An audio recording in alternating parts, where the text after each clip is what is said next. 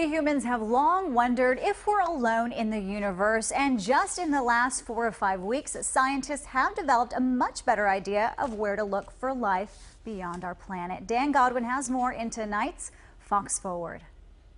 It turns out that planets out there in the universe are harder to find than you might expect, and locating ones that are similar to Earth is harder still. That's why NASA was very excited to announce last month scientists had confirmed the existence of 1,200 additional planets, including 9 that bear a resemblance to our Earth, and that means they could possibly support life. Great to welcome Professor Mary Urquhart, a planetary scientist at UT Dallas. Thanks for coming in. Thank you very much for having me.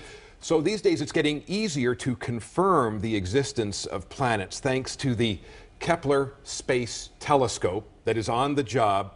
And quite recently, in short order, the number of confirmed planets thanks to Kepler went from about 2,000 to 3,200.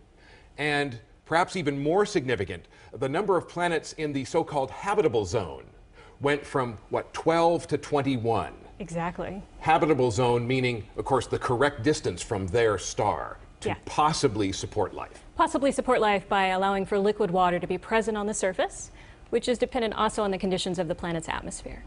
These planets that are out there, quite a distance outside our solar system, between 12 and 2,000 light years, and yet there are ways to determine if they are hospitable to life. Yes, and in fact, we use the same type of ways that we did to find them in the first place, and that is looking at the light. But this time looking at the light that's coming from the atmosphere, seeing, for example, if there's oxygen, if there's methane, if there's water vapor in the atmospheres of those worlds.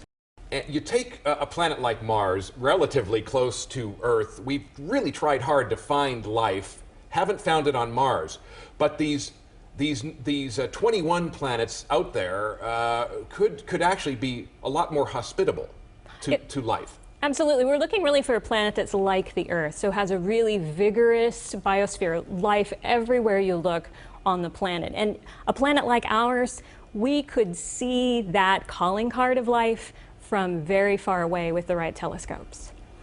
We talk about finding planets, 3,200 confirmed. In the universe itself, we're talking tens, hundreds of billions of planets. Oh, easily. There's potentially 100 billion planets, at least just in our galaxy alone. But we haven't been able to confirm them because they're far away.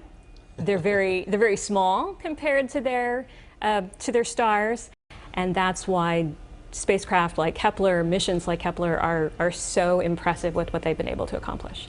And speaking of great views of space, New Horizons spacecraft that's been sending back pictures of Pluto recently sent within the last couple of weeks, some great video of Pluto. And what's most striking to you about what we're seeing?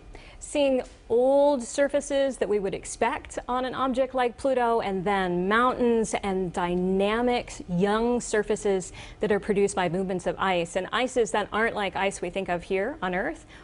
And New Horizons still on the job, going to be sending back more. We should expect a lot more data from New Horizons, and it's hopefully going to be encountering at least one more object too in this area far from the sun. Professor Mary Urquhart, planetary scientist with UT Dallas, thank you so much for the chat. Thank you very much for having me.